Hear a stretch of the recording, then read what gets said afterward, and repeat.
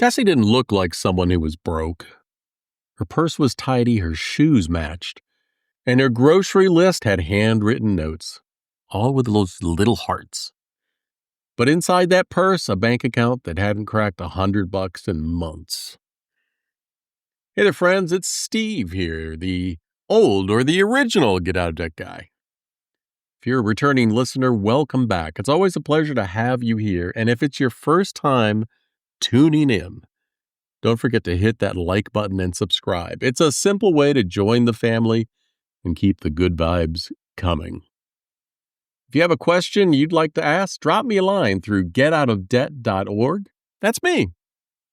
And thanks for being part of the crew. Now, a quick heads up. My good friend Damon Day isn't with me today, so it's just you and me having a heart-to-heart. And today's story might just change the way you think about saving money.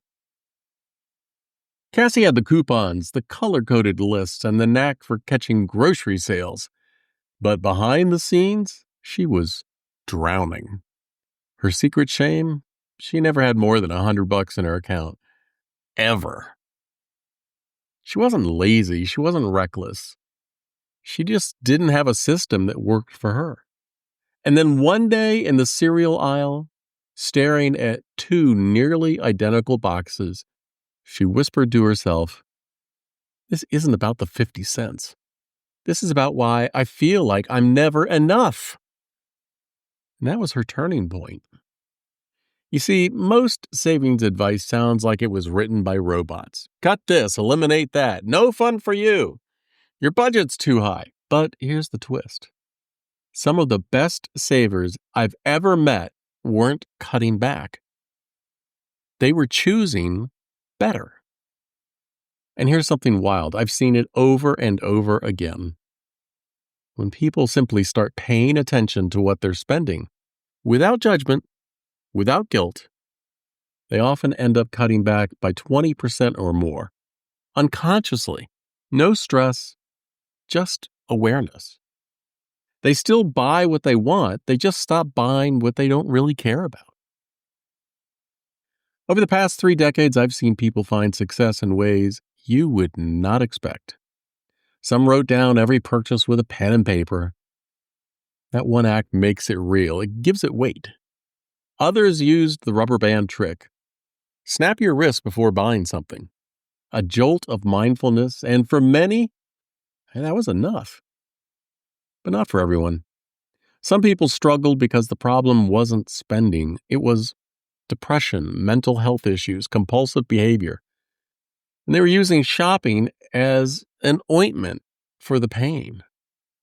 For them, the lack of saving was just the symptom. The real work had to start inside.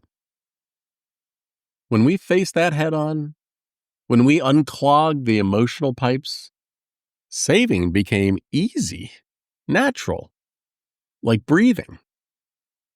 And then there was this one couple. I will never forget them.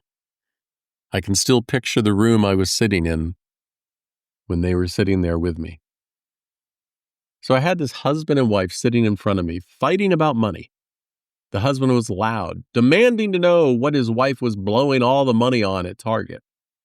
After one more emotional push, she couldn't take it anymore, and she just blurted out, "I spend on toys for the kids because at least they show me love, and you don't."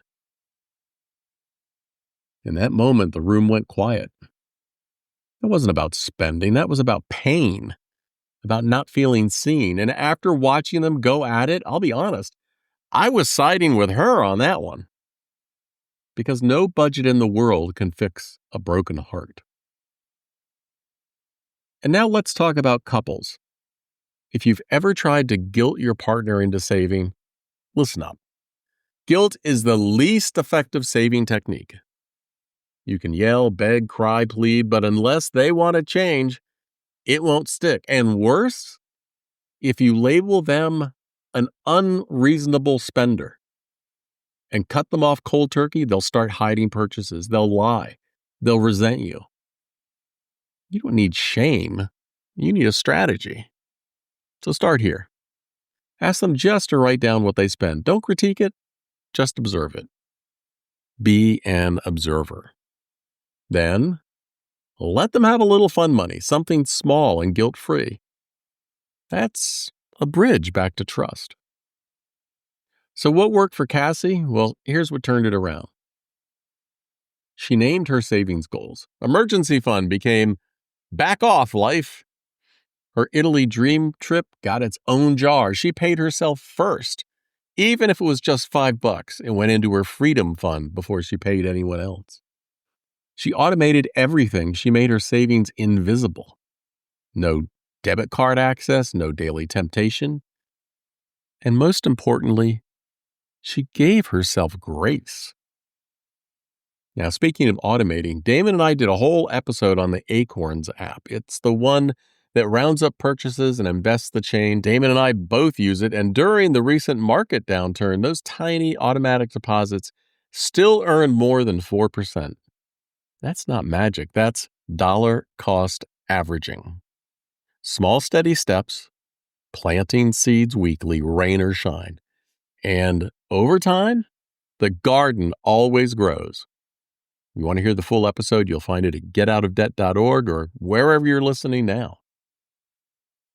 Cassie's fridge used to have a note that said, "Stop spending." Now it says, "I'm building my someday today."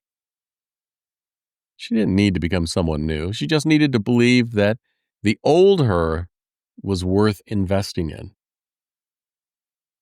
And now you know the rest of the story. So here's what I want you to do today. Write down one thing your money could give you. Not just someday, but soon. Name it, feed it, water it. And remember, saving isn't about restriction, it's about liberation. Hey, boop that like button if this hit home for you. Subscribe, share it with a friend, and swing by getoutofdebt.org for more stories, resources, and real answers. If you enjoyed the podcast today, it's free to subscribe. Got a money question keeping you up at night? Well, don't just Google it.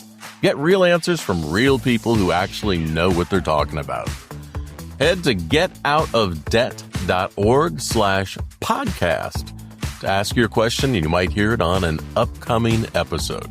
But hey, if you'd rather keep it private, Damon Day has your back. Visit DAMONDAY.com because getting out of debt is easier with the right help.